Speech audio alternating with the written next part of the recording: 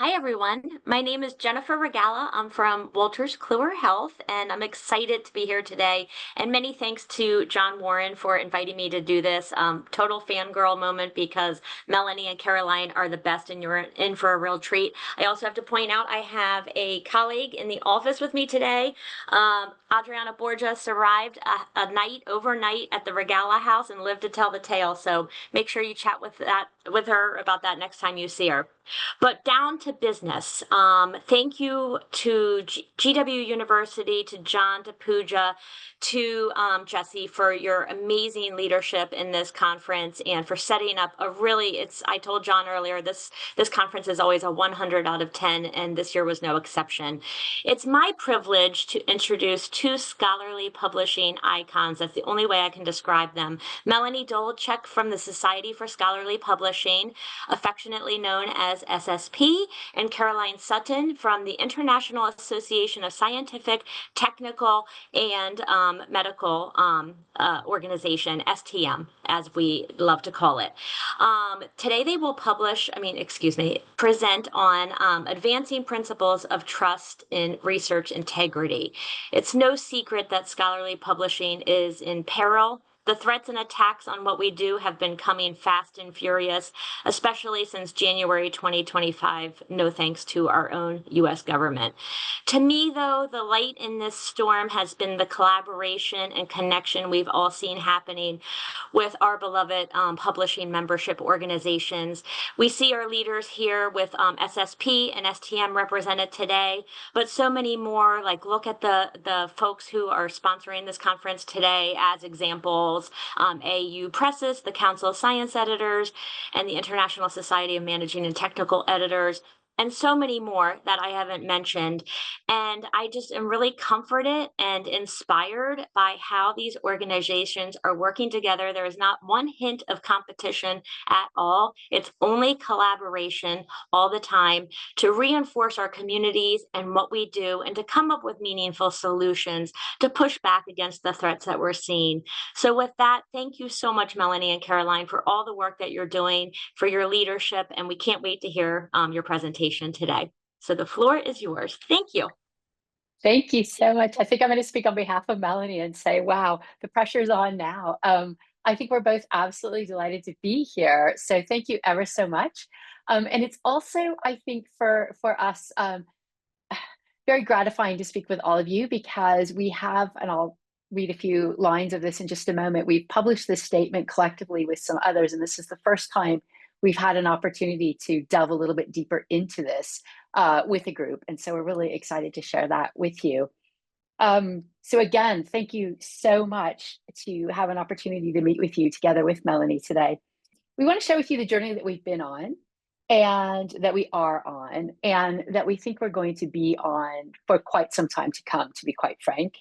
And we want to share this journey with you because in part, we hope that maybe the way in which we are coming together across organizations can provide some inspiration for other groups and organizations to seek out and see how might they come together. But equally, we're going to be reaching out to all of you towards the end of our session here and asking for some of your input so that we can receive some additional input that will help shape how we're going to take forward what we're looking to do together. So on July 9th, Melanie and I, together with the leaders of ACRL, which is the American College and Research Library Association under the American Library Association, ARL, the American Research Libraries, and AUP published a piece on the Scholarly Kitchen titled Trust and Integrity, a Research Imperative. I can imagine that some of you have read that, but just as a reminder, and for those who haven't read it, I wanted to read out just the first bit of it. And it went like this. This year has brought unprecedented challenges to the US research enterprise. Sweeping federal funding cuts, capricious reductions in the federal workforce, and destabilizing attacks on universities, laboratories, and federal research agencies. More than simply a policy shift, these actions adversely affect America's scientific enterprise and will negatively reshape higher education for generations. These disruptions are not merely a flashpoint, but underscore a deeper crisis a loss of public trust in the essential role of American research and scholarship in driving economic growth, innovation, and the public good. Libraries and publishers represent the interests of thousands of authors, readers, scientists, researchers, students, and lifelong learners. While we don't always agree, we are speaking out together to convey our shared commitment to the integrity, trustworthiness, accessibility, and continuity of the scientific and cultural record. Today, we stand united to face the mounting risks to public trust and the social benefit that research delivers. There's a little bit more to it, including what we've joined together to be committed to and that we call others to, but I think we'll get back to that in a little bit. But I wanted to say we published this piece on July 5th, but that's not where our journey together started. So I went back through my emails to say, when did this start? And to remind myself about how things evolved. And in fact, already on 5th of February, I had reached out to Andrew Pace at ARL, to Peter Berkery at AU Presses, to Melanie. And that got me thinking, my goodness, why was I already quite eager to speak with other people on 5th of February when the inauguration had been on the 20th of January? And I don't know if any of you can think what might have happened between and in that short span of time, because so much has happened since then that reinforces the things that we say we need to recommit ourselves to. But in fact, already on Inauguration Day, Executive Order 14151, which, if you recall, was called Ending Radical and Wasteful Government DEI Programs and Preferencing, was issued. And so at that time, I'm going to speak from my own perspective, we were seeing the halting of grant applications. There were words and phrases that were being listed on a website that can no longer be included in these applications. We were hearing some stories, though limited, of researchers reaching out to the publishers that are members of my organization and some who are members of Melanie's, saying, I've got to retract my article or I need to edit it. And many red flags were being sent up around grants that were being flagged, et cetera. And so suddenly there was just this sense of like something is changing here. And of course, our colleagues in the library sector were equally seeing some issues of new executive orders and other things coming through that were really impacting upon the library sector, museum and library sector collectively, et cetera. And so, and I'm just sharing my journey with you. In that moment, I felt this deep need to speak with other leaders about how are they viewing this moment in time? How are they thinking about how we might help our members to manage this moment in time? And how do we move forward through all of this? I was also hoping by reaching out that maybe they had both some thoughts about that, but that maybe we could just share what we might collectively begin to do together. So as soon as I had reached out, I was so pleased because everybody immediately agreed, and we jumped on a call, I think, fairly quickly after we agreed that we all did want to meet. And we immediately set up bi-weekly calls. So every other week we were jumping on a call. And we thought to ourselves, the first thing we have to do is we want to think about what is it we actually agree on? Because before you can do anything, a lot of times groups jump to doing something, but then you suddenly realize, wait a minute, we weren't aligned on this deeper issue. So we really thought about aligning ourselves first. And that, in fact, went very quickly.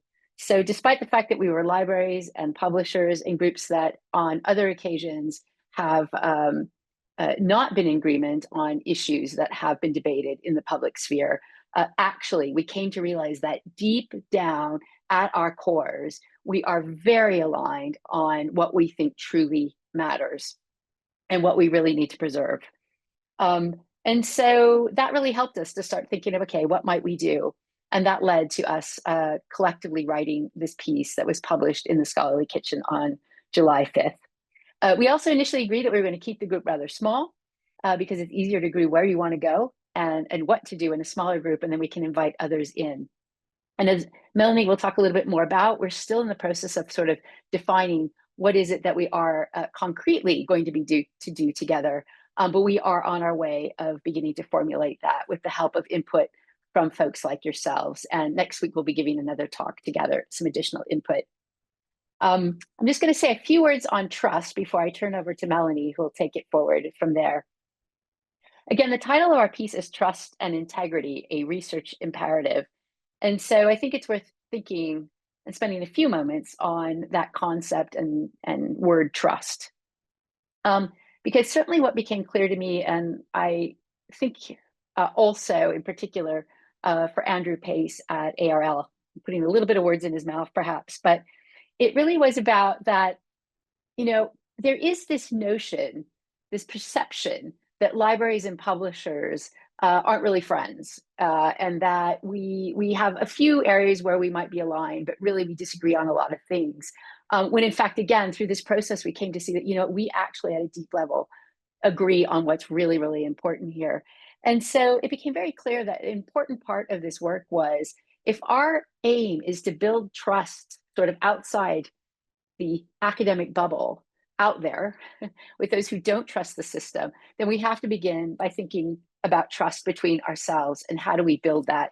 And I share this with you because I think that some of you may be also looking and thinking about how do we actually start to have conversations with organizations, groups, and individuals who it seems there is this perception that we are in opposite corners of a room, but actually at the end of the day, we are people and there are deep values that we probably share. How can we start talking about this? And I think it was also Andrew, but I'm not sure, but someone in our group said, you know what, we just can't move any faster than the speed of trust. Because change can be slow. We'd like it to be fast, but some of the ways you start to build trust is really thinking about the way we speak with and about each other. And we're seeing that that is beginning to shift, and we're being very conscious about this. We don't want to talk anymore about us and them, but about us as a collective, about professions that are working in the same sector together. And in that, we are anchored in shared values and integrity. And so that, you know, projection of unity, I think, is really critical, especially in the US in this moment, but also in other places, because we just can't afford to put forward a picture of a fractured community. This is a moment when we really need to stand together. Just going to see if I had anything more I wanted to talk about that. Just finally, one last thing. I was talking about the speed of trust and how we start to demonstrate that. And I think one other bit is, again, being really intentional about how we speak within our profession, how we speak about the other stakeholders, which I'm sure you're all aware of. And really this, attempting and working to really try to engage and listen and ask questions rather than pointing fingers and creating divisions among our own stakeholders. We really want to try and find out where are we aligned and how can we come together, because unity builds trust and it strengthens our collective credibility as we try to work to try and help others to trust the work that we're doing in this sector. So with that, I'm going to hand over to Melanie to bring you a little bit further in some of the challenges we had, as well as where we're at right now in our work. Thank you, Caroline. You did such a great job of sort of laying out, where we have been so far. And I think one of the things that really has been positive for me is just sort of seeing that level of unity and agreement, because we have sort of, as a group, been very productive at sort of putting all of those other things aside and saying this is the most important thing that we need to work on right now collectively. And I think one of the things that folks don't realize is that collaboration can take a lot more time than doing things on our own. And in each of these organizations are doing things on their own as well, and responding to their specific memberships requests and so forth. But as we move forward together, one of the things that we have to be, that we're dealing with, and the challenges that we're facing are, we do still have differing views on these things in terms of how far we think the critique of the current situation should go, right? Even within our own memberships, I know at SSP, not everyone has the same objective or the same position within our very vast membership, and that is amplified, across 5 organizations. And so while some of us, may want to come out sort of guns blazing, others will want to be more reserved and not put a target for instance, on anyone's back, us or our members, or, and depending on, where your funding is coming from and things like that. So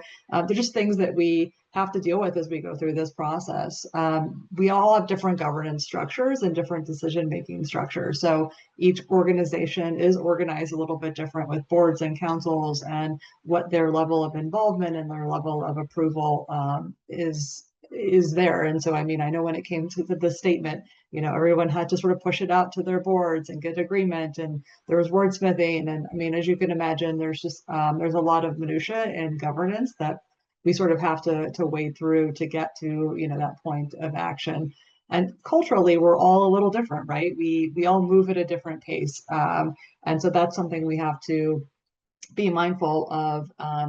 Even when we want to maybe forge ahead really fast, we still, another organization may be a little more hesitant to sort of get out there in front of something until we sort of see how things shake out. So we're also different types of organizations. So we have trade organizations, we have membership organizations, and some of us have, our mission is really important to us, and how we invest our time and resources individually. And there's also different rules governing things like advocacy and lobbying. Like I know SSP, and I believe AU Presses, and I think ACRL are all 501c3s, which limits what we can do, for instance, in the lobbying and advocacy sector. It doesn't mean we can't, advocate for what our members want. It just means we have certain limitations on what we can do financially and certain activities. So sort of taking these organizations that have all different types of parameters around how we have to run them in different cultures, it does mean that collaborative efforts take more time. But I think we all agree at the end of the day, the impact is so much greater if we're coming out together, unified in our statement, unified in our positions. And I think that is the reward at the end of this process. As Caroline mentioned, at some point we were meeting every 2 weeks. I think we're meeting regularly now. We're starting to go out and talk together and really try to drive some support and get some clarity. I think that's the other thing that we want to do at the end of this, is also help get some feedback from all of you. But we know this is also going to be a long game. We didn't get to our current reality overnight. And we want to make sure that we're approaching what is a delicate situation appropriately and correctly, right? We want to make sure that we're not sort of setting ourselves up for an even worse outcome by speaking out in the wrong way. And so we're working on making sure that we're very intentional about our efforts. And again, I'll reiterate, while our processes differ, while some of our different platforms differ, we've only had incredibly productive discussions and found so much common ground in the grand scheme of these conversations. So, Caroline, I know you wanted to talk a little bit about, some of the other things that are happening out there in this space. So I want to hand it back to you for just a minute. Sure, and I think this touches a little bit on what you were saying about these are, we're all different types of organizations, so what we're able to do can differ. So also in these early days, some of you will be aware of the work that, for example, Alice Meadows has been involved in with a sign-on statement. It was quite heavily critiquing the administration, and so. That I would say is something that individuals can, make a decision about. Do we want to sign this or not? But for me, that wasn't something that I actually could do either as an individual or even as my organization, because as STM, I am representing an entire industry. And as you were saying, Melanie, organizations and members can have different views on what would be a smart approach. And I, as an individual, I am the face of STM. And so it's an interesting time because I might have personal opinions or thoughts, but that's not what I can represent right now. So in all of that, we know there are also lots of efforts around various organizations that are doing things about how to talk about science and do science education for those who aren't already interested in science. So there are many of these types of efforts. So our own work has begun to hone in on research integrity as an area that we can work on developing some programming around. And as I say, we don't yet know what that exactly is going to look like. But we have begun to think about what that might encompass. And it's going to encompass more than what we would normally think about in scholarly publishing. But this is sort of that layer that we think others are not yet addressing, and where we think that we are very strongly positioned to be able to begin addressing as a community of librarians and publishers. So what are the statements of principles that we have sort of coalesced around and can agree and intend to continue to work towards supporting? So from the statement, public investment in basic science and the humanities, investments that are driving new discoveries and that provide cultural context necessarily to responsibly enable technological and scientific breakthroughs.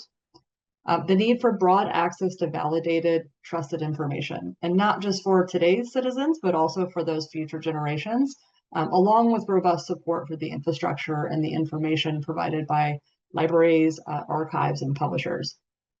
As Caroline just mentioned, the importance of research integrity and the professional scholarly process of free and evidence-based discussion of competing claims.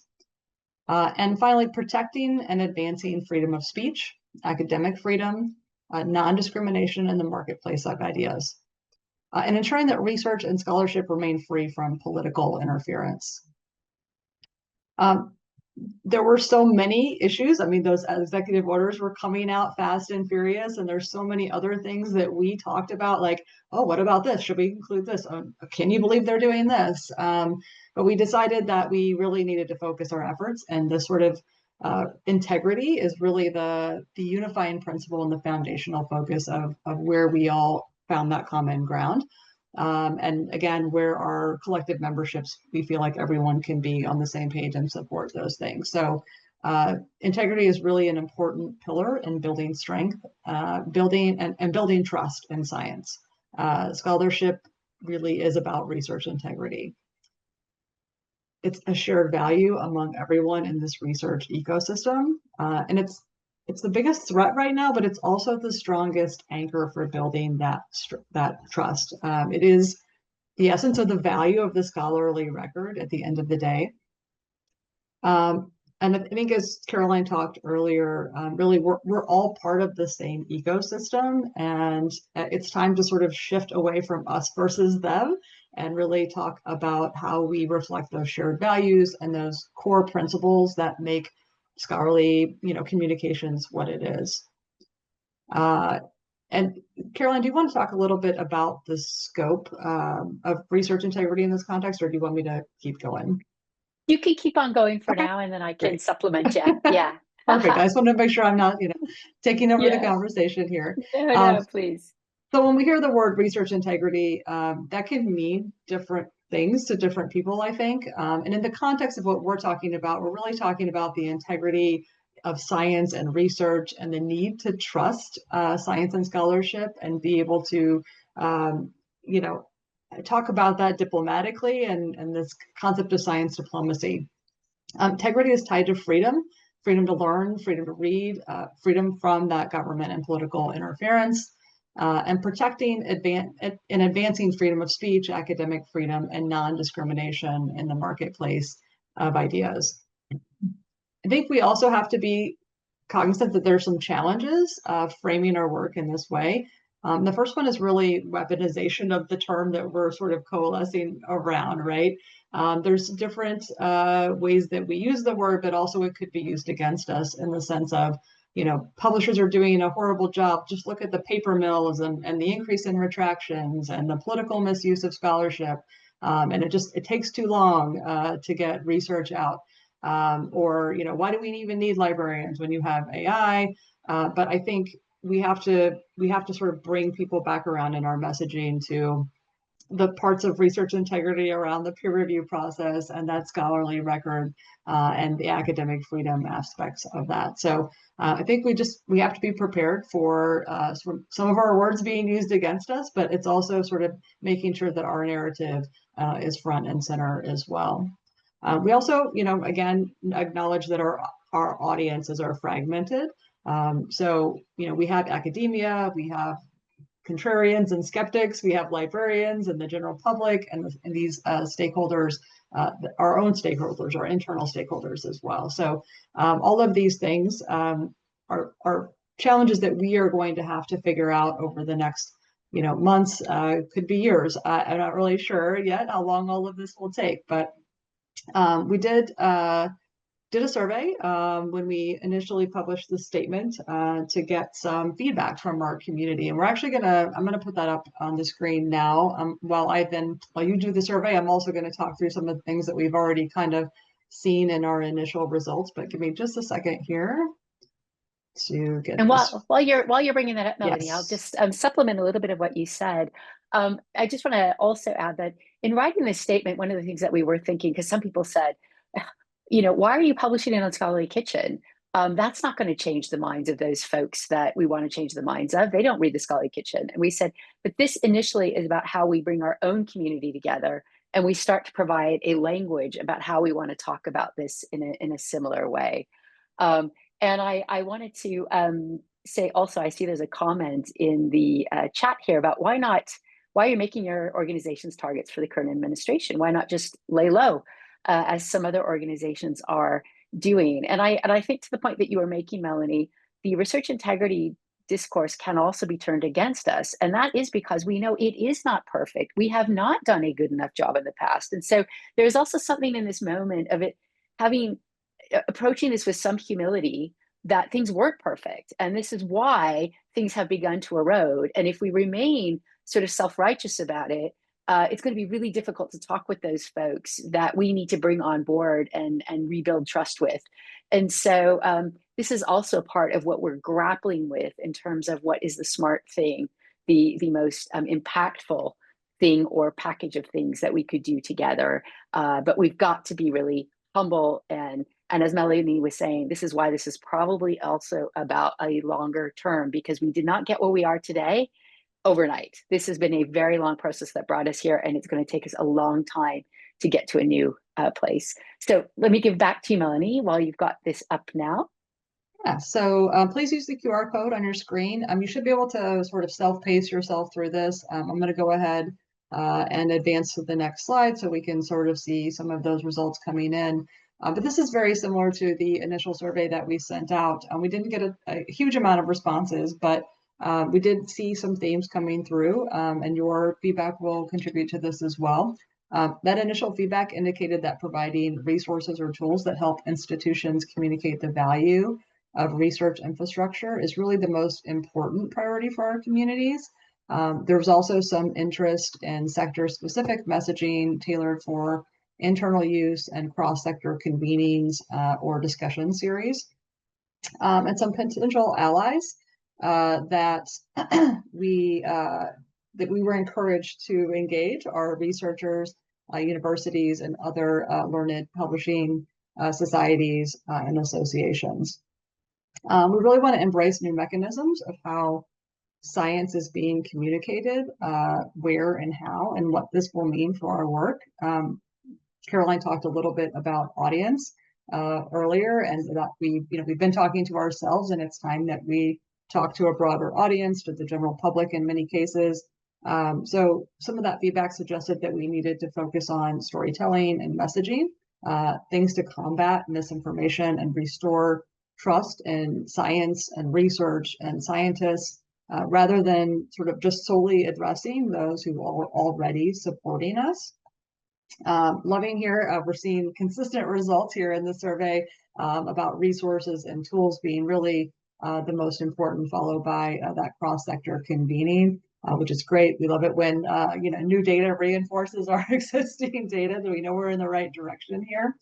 And in terms of those new audiences, I mean, this is going to be a shift, I think, for us as an industry of meeting people where they are already getting their information and having discussion. So, social media, YouTube, podcasts, TikTok, or whatever the next iteration of TikTok is. I just learned, Jennifer, our wonderful moderator, told me TikTok is so yesterday now. So, we may need to think about how we stay at the forefront of that broader communication that we're doing.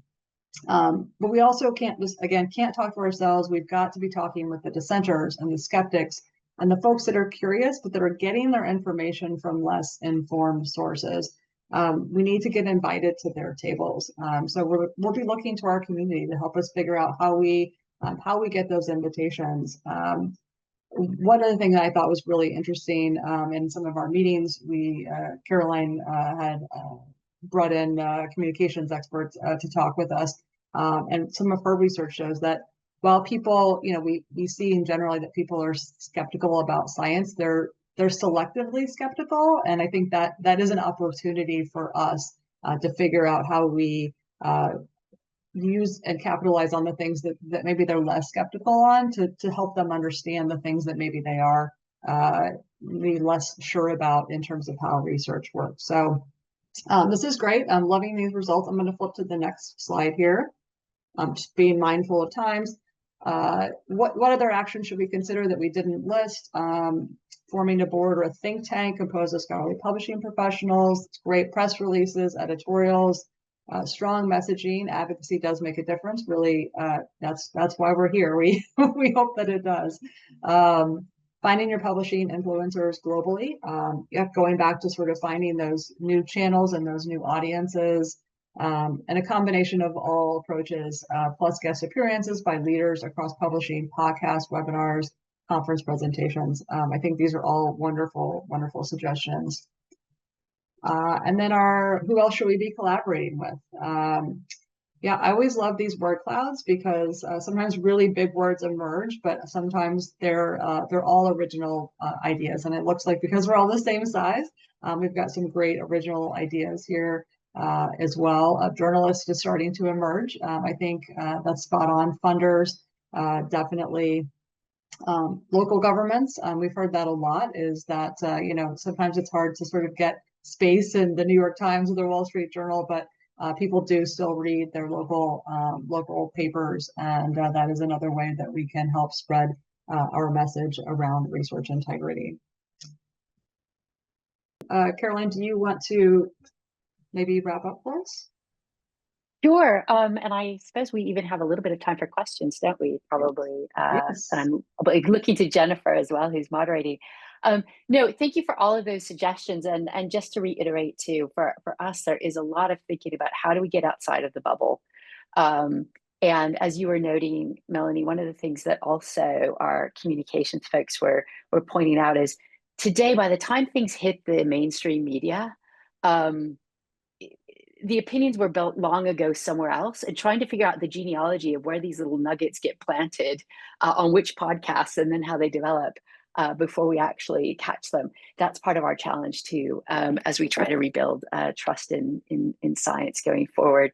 So it's really a moment of trying to think outside the box, both in terms of who we're now collaborating with, but equally in terms of how do we rethink how we communicate about what we do and with which audiences that we are going to start communicating with. So lots of challenges ahead of us, but I too find such great, like the silver lining in this moment for me is the fact that these are groups that are coming together and saying this is the time to lock arms. And even just today, I saw an announcement come from one of the partners in this group, which I know we're going to be the opposite sides of, but again, we've decided that that's okay. Like we accept and we respect that each of us is really working for a cause, but this is even a bigger cause. And so we're going to continue to do that together. So I think we're probably ready for some questions, aren't we, Melanie, if folks have it? I think we have quite a few coming in. So here is one. Why would we make your organization's targets for the current administration? Why not lay low and hope the storm passes over? If the administration's attack on science eventually implodes, you could just say, we didn't know. Many, including some well-known universities, are taking a similar cowardly approach. I'm hoping that was sarcasm. I suspect it is. It is. Yeah. But I mean, to that point, I mean, I feel like, for SSP anyway, I can speak for us. I mean, advocacy has not typically been part of our mission, but it is a different time, right? This is a different attack on our industry that we've never really seen before. I mean, it's one thing to sort of have mandates around business models and open access and those aspects, but when people are questioning the integrity of what we do as scholarly publishers, that is a different level, right? And I think we have to rise to that, and we have to respond in some way. You know, at the end of the day, is what we're going to be able to do together enough? I don't know, but we are also doing things on our own as individual organizations as well, and it would feel wrong not to try to do something. Yeah. And there is something too, there's like this really careful balance, because we are an organization that does, um, you know, engage in advocacy work. We do engage in lobbying. And so there is this like balance of, we need to speak out where it is needed. And at the same time, we've got to keep some channels of communication open, particularly in the Senate and in the House, so that we can, when this next phase hopefully comes, that we too will have been there and helping to shape. Another really great point, and this is interesting because I've heard this said recently, is what about having representatives that are good representatives of science? This is a question from the audience. Go on contrarian podcasts or television shows or et cetera, and go to people who have different platforms than what ours are, and have a lot of science skeptics, if you will. What do you think about that, and how could we mobilize that kind of action? Yeah, that's actually something that we have discussed. And what is really interesting, if you think of some of these podcasts, one of the things that Angela and our comms team was actually demonstrating for us is it's not necessarily that they are science skeptics. If you actually analyze who is on some of these leading podcasts that we probably think are anti-science or skeptical to science, it's selective. So they might be talking about not liking vaccines, but then if you look, there are many, many researchers that are actually, and scientists that are actually from leading universities that are on these podcasts that are talking about other things. So we have also talked about this because it's also about, potentially thinking about, okay, so what's the messaging? Who's probably the right person to go on that? I'm pretty sure it's not me. I can talk to lots of people, but I'm probably not the best for that. So we have been thinking about that actually. So I don't know if you have anything more to say about that, Melanie, but it's definitely something that we have talked about within our group and started to think about how might we mobilize that. Is that a part of what we might do together with others? And just to acknowledge, it might also be really uncomfortable at first, right? So, finding the right people to do that are comfortable in that situation of putting themselves out there. And, it's not going to be probably an easy conversation, but the idea is that ultimately we have to have the uncomfortable situation or conversations to get past them. I mean, I wonder almost, I'm old and don't care. I would feel very happy to go out there and do that. But I wonder if there's an opportunity to almost have an educational, like, here's speaking points. Here's how we can prepare you if you are so inclined to go out there and use your own individual platform to speak out against these things and to seek folks out. We will give you a little boot camp, though. If there could be a collective effort of that training, if you will. I mean, I would be totally, I'm just speaking only for myself, but what I'm saying is if there's, an army of us who are willing to do that, my problem is just being coherent and presenting facts in a way that is eloquent and makes sense. So just tossing that out there. Another question that we have, I think this is a good one, is the uneducated and uninformed are more easily manipulated. Is the attack on research and scholarship perhaps a factor in wanting an uneducated, fearful, more easily manipulated populace? I don't know that we can speculate that that's certainly not our goal. I mean, we want people to be as educated and not to be as easily manipulated. I can't speak for any particular government's goals in terms of what what the objective here is with all of the misinformation, and what the motivation of anyone who is spreading the misinformation is. I mean, I think we all have our opinions, but I'm not sure that it's definitely our objective to help people become as informed as possible and have reliable sources. get trusted information. Yeah. And I think one of the shifts I think we do have to make in our mindset, and I say this as someone that, today I am the executive director of this international association. I have a PhD. I grew up in a very financially disadvantaged area and family, and I lived in a trailer for a while with my family, 6 of us in there. And so I came from that space where I think a lot of folks would think, oh, those are the folks who'd be vulnerable to this. And I think there's something in trying to shift our minds to recognize that these aren't uh, necessarily uneducated or not smart folks, but we need to roll up our sleeves and think about how we have a different conversation than we've had before.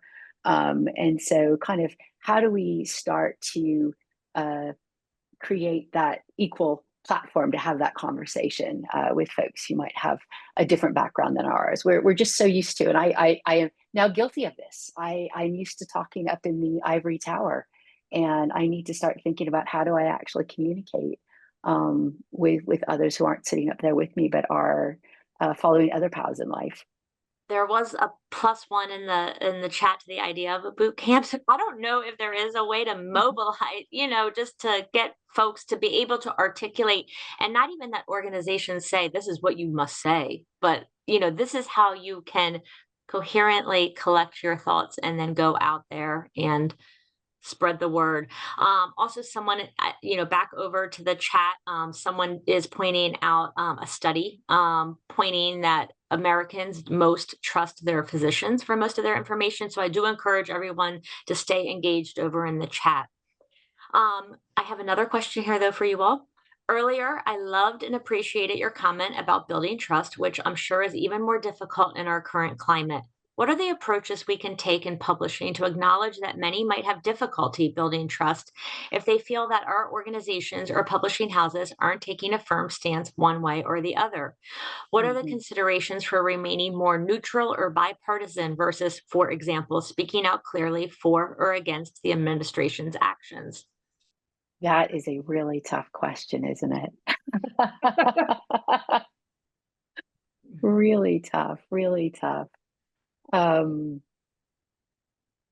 and in some ways, I think that's the balance I've been trying to make too within my own membership. Um, yeah.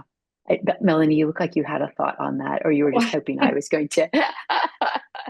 I think when it comes to, swaying a skeptical audience or an audience that may think differently than we perceive that we do as an industry, I think we're also making assumptions that we all think the same as an industry, and I'm not sure we actually do on every point, right? I mean, Right.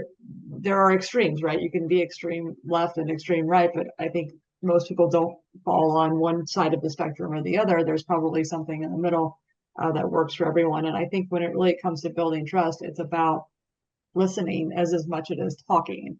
And you have to understand where somebody else is coming from to be able to help them understand where you're coming from. And I think, that has to be that sort of bipartisan approach of there's something in the middle here that we can both agree on and work on together. And so, I mean, I think, yeah, it's easy to sort of rail against, the current administration or a past administration or whatever is causing our pain at the moment. But I think we have to understand that building trust is about listening and understanding.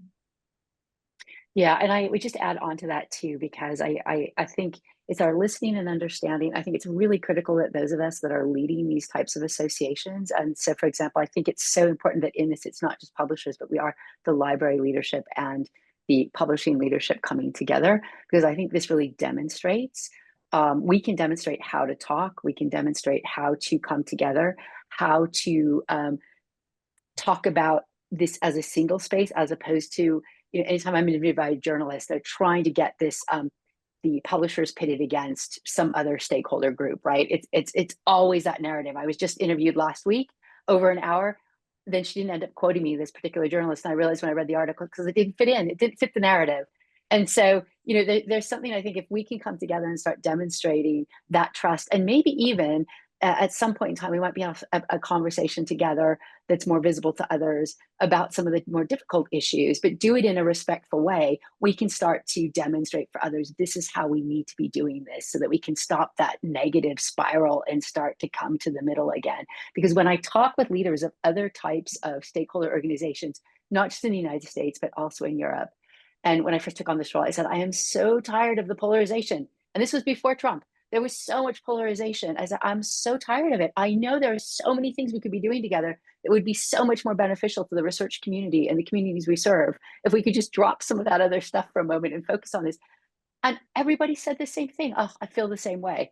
And so again, if there's a silver lining, that's what we're hearing right now. Folks like, great, we can now let go of that for a moment and come together and find our way back to one another and start to demonstrate this positive conversation that we could be having. I think we all do. And, I just really appreciate the transparency, and also as a member of all of these communities personally, and on behalf of those in the audience today, I really appreciate the commitment that you two and, other leaders have shown to this collaboration. There's no, space for competition right now in this regard, and I think it's really important how you've shown this unity, and very much appreciate the conversation. I think that brings us right up to the hour, and we did mostly check off all questions. So I do encourage everyone to go to the chat and continue this conversation. And Caroline and Melanie, thank you both so much. We really appreciate you. Oh, Well, thank you thank you for so inviting much. us. Yeah. Yeah, it was a delight to be here. Thank you.